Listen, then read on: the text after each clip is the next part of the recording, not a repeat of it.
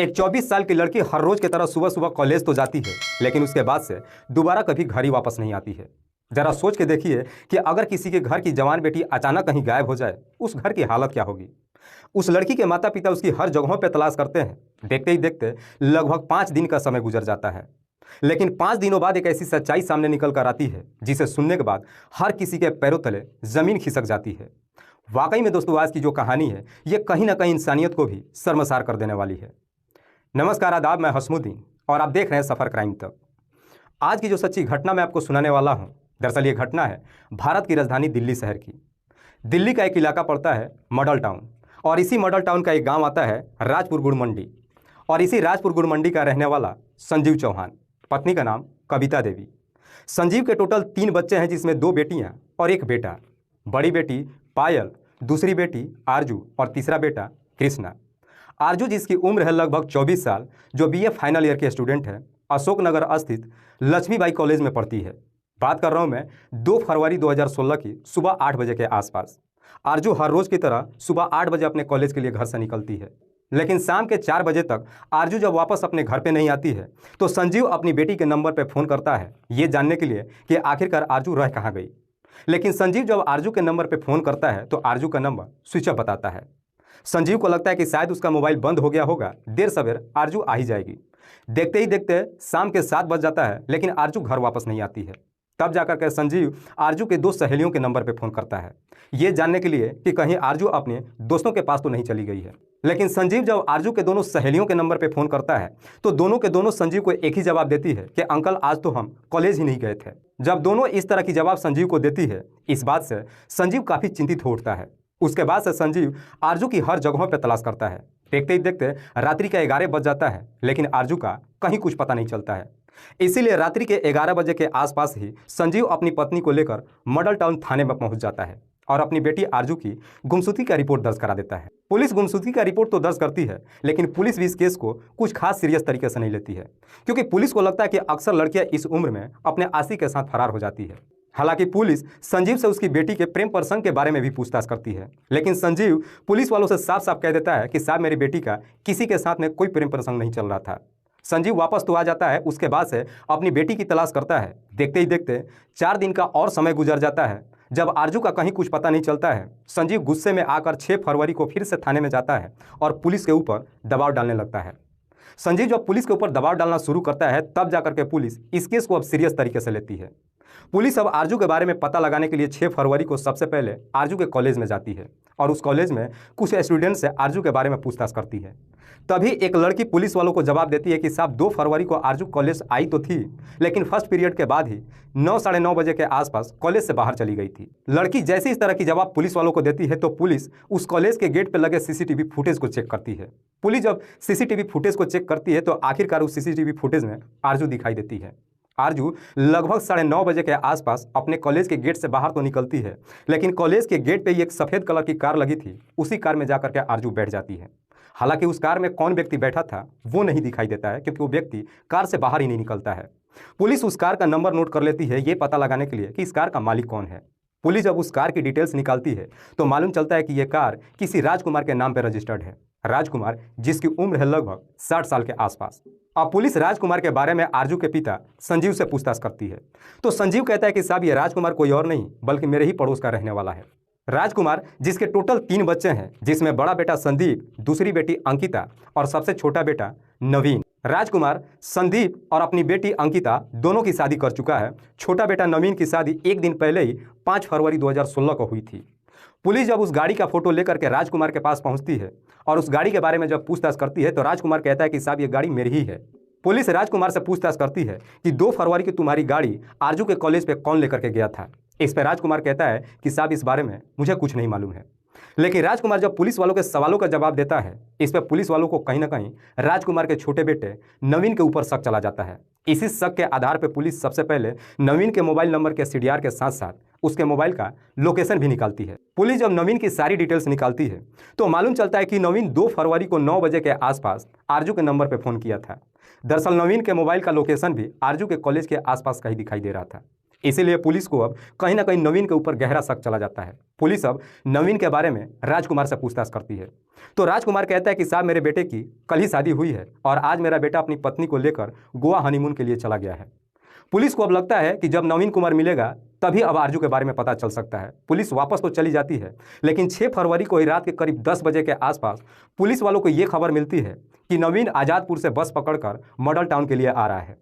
Police को जैसी सूचना मिलती है, पुलिस अपनी टीम के साथ पहले ही बस स्टैंड पर पहुंच जाती है। नवीन जैसे ही बस से नीचे उतरता है, अपने सामने पुलिस वालों को देखता है। देखकर डर के मारे वहां से भागने की कोशिश करता है, लेकिन नवीन इससे पहले कि वहां से भाग पाता, पुलिस उसे धर दबोच लेती है और सीधे उसे उठाकर थाने लेकर पहुंच जाती है।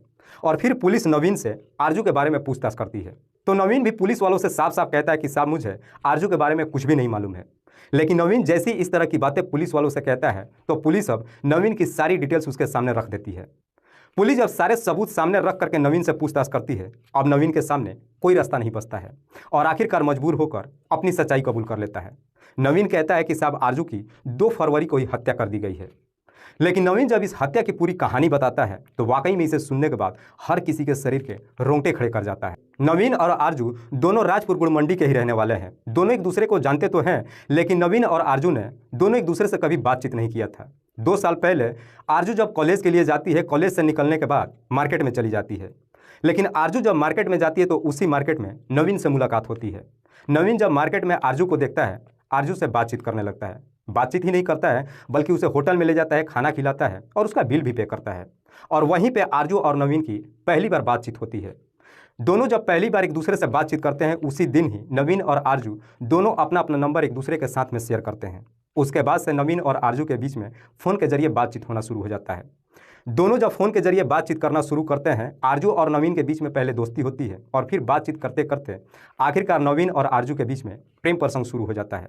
लेकिन जब दोनों के बीच में प्रेम प्रसंग शुरू होता है, इस बात की जानकारी आरजू के साथ साथ नवीन के घर वालों को ही नहीं, बल्कि उसके पूरे गांव वालों को मालूम चल जाता है। इस बात की जानकारी जब आरजू के गांव वालों को मालूम चलता है, गांव वाले इस बात से काफ़ी खफा हो जाते हैं। गांव वाले एक पंचायती बिठाते हैं, आरजू के साथ साथ नवीन के घर परिवार वालों को भी बिठाते हैं और उन्हें अपना फैसला सुनाते हुए कहते हैं कि ये दोनों लड़का लड़की एक ही गांव के रहने वाले हैं, इस नाते दोनों भाई बहन हुए, इसलिए इन दोनों ने रिश्तों को तार तार किया है। तुम दोनों अपने अपने बच्चों को समझाओ कि आइंदा से दोबारा ऐसी गलती ना करें। पंचायत की फैसला सुन करके आरजू के साथ साथ नवीन के घर परिवार वाले भी पंचायत की बात मान लेते हैं और नवीन के पिता अब आरजू से दूर करने के लिए नवीन को अपनी बेटी के ससुराल भेज देते हैं। नवीन अपनी बहन के पास जाकर तो रहने लगता है। जैसे ही कुछ महीने का समय गुजरता है, उसके बाद से नवीन फिर से आरजू से बातचीत करने लगता है। लेकिन दोबारा जब इन दोनों के बीच में बातचीत होती है, दोनों एक दूसरे से मुलाकात तो करते हैं, लेकिन मुलाकात करने के लिए काफ़ी एहतियात भी बरतते हैं। इस बारे में किसी को कोई जानकारी नहीं हो पाता है। धीरे धीरे यूं ही समय गुजरने लगता है। लेकिन जैसे ही कुछ दिन का समय गुजरता है, नवीन के घर वाले नवीन की शादी तय कर देते हैं। नवीन की शादी द्वारका सेक्टर 5 की रहने वाली एक लड़की से तय कर देते हैं 5 फरवरी 2016 को। लेकिन नवीन की शादी जैसी तय हो जाती है, इस बात की जानकारी आरजू को मालूम चल जाता है। आरजू को जब मालूम चलता है कि नवीन की शादी तय हो गई है, आरजू नवीन के ऊपर शादी करने का दबाव डालने लगती है। लेकिन आरजू जब नवीन के ऊपर शादी का दबाव जब डालना शुरू करती है, तब आरजू को मालूम चलता है कि नवीन तो उससे शादी नहीं करना चाहता है। इसके बावजूद भी आरजू अब नवीन के ऊपर काफ़ी दबाव देती है। नवीन आरजू को साफ साफ कह देता है कि मैं वहीं पे शादी करूंगा जहां पे मेरे घर परिवार वालों ने तय किया है। लेकिन ये बातें आरजू को पसंद नहीं आती है, इसलिए अब आरजू नवीन को धमकी देने लगती है।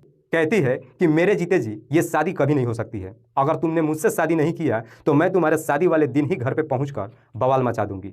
आरजू जैसी इस तरह की बातें नवीन से कहती है, आरजू की धमकी सुनकर नवीन भी काफ़ी डर जाता है। हालांकि नवीन आरजू को काफ़ी समझाने की कोशिश करता है, लेकिन आरजू नवीन की एक बात नहीं मानती है। इधर नवीन की शादी की तारीख जैसे जैसे नज़दीक आनी शुरू हो जाती है, इस बात से आरजू भी काफ़ी परेशान हो जाती है। इसीलिए आरजू जब नवीन के नंबर पर फ़ोन करके बार बार धमकी जब देने लगती है, इस बात से नवीन भी काफ़ी डर जाता है। नवीन को भी लगता है कि आरजू को रहते हुए वो कभी शादी नहीं कर सकता है। इसीलिए अब नवीन एक जल्दबाजी में फैसला ले लेता है। नवीन आरजू को इस दुनिया से हटाने का फैसला कर देता है और इसी षड्यंत्र के तहत 2 फरवरी को 9 बजे के आसपास आरजू के नंबर पर फ़ोन करता है। तो आरजू उस वक्त अपने कॉलेज में होती है। नवीन आरजू से कहता है कि तुम मुझसे आज ही मिलो। आरजू भी नवीन से मिलने के लिए तैयार हो जाती है। फर्स्ट पीरियड का क्लास करने के बाद 9:30 बजे के आसपास ही आरजू अपने कॉलेज से बाहर निकल जाती है। उस वक्त नवीन अपनी सफ़ेद कलर की कार ले जाकर उसी कॉलेज के गेट के बाहर सामने खड़ा था। आरजू आकर उस गाड़ी में बैठ जाती है। नवीन अपनी गाड़ी में अपनी शादी का कार्ड भी ले रखा था। आरजू को अपनी गाड़ी में बिठाकर और उसे कहता है कि मैं अपनी बहन के घर जा रहा हूँ अपनी शादी की कार्ड देने के लिए। नवीन जब इस तरह की बातें आरजू से कहता है तो आरजू कहती है कि भले ही तुम अपनी शादी के कार्ड बांट लो, लेकिन इतना जरूर सोच लो कि तुम्हारी शादी ये कभी नहीं हो सकती है। हालांकि उस चलती गाड़ी में नवीन आरजू को काफ़ी समझाने की कोशिश करता है, लेकिन आरजू अपनी जीत से पीछे ही नहीं हटती है। इसीलिए बातचीत करते करते दोनों के बीच में इस कदर से झगड़े तकरार शुरू हो जाता है कि नवीन एक सुनसान जगह देख करके अपनी गाड़ी रोक लेता है और उसी गाड़ी के अंदर ही आरजू के दुपट्टे को उसके गले में लगाकर तब तक जोर से खींचता है जब तक आरजू की सांसें नहीं रुक जाती है। आरजू जैसे इस दुनिया को छोड़ के चली जाती है, उसके बाद से नवीन आरजू की डेड बॉडी को उठाकर अपनी ही गाड़ी के डिक्की में डाल देता है। उसके बाद से अपने बहन के घर जाता है, कार्ड भी देता है, अपनी बहन को अपनी गाड़ी में बिठाकर शाम के वक्त घर पे भी आता है। लेकिन 12 बजे के आसपास ही आरजू के मोबाइल से दोनों सिम निकाल देता है और सिम निकालकर तोड़ भी देता है। शाम के वक्त नवीन जब अपने घर पे पहुंचता है तो अब उसे ये चिंता सताने लगता है कि आरजू की डेड बॉडी को वो कहाँ ठिकाने लगा है। नवीन को कोई रास्ता ही नहीं सूझता है।